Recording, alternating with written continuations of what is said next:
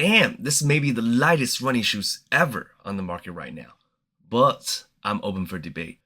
Okay, we've been doing a lot of basketball shoes and casuals. Today we need to change the scenery. So let me present you with this. A seem ordinary orange box with some magic inside. This is a Nike Vaporfly 3 Allied Kipchoge. Let's crack it open.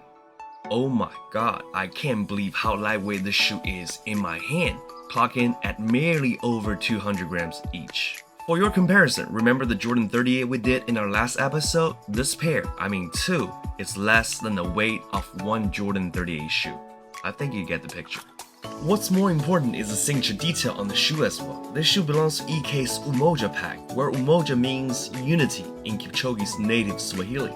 Let's take a closer look. This shoe is simple but not plain. We have a creamy white upper with red-orange stripe on the side as the accent also pays homage to EK's Kenya roots. A graphic print in Kipchoge's handwriting reading "No human is limited," his personal mantra, can be found on the midsole of each shoe.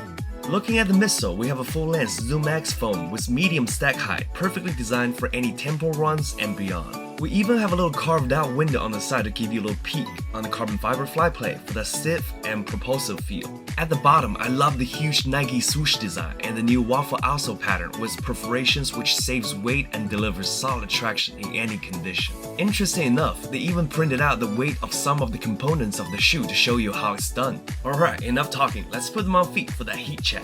Well, I don't run that much, but that doesn't stop me from being a fan of the shoe. I dig the look, the tack. However, at $250, I just don't know. That's a steep price tag, at least for me. So what do you think about this shoe? Let me know in the comments.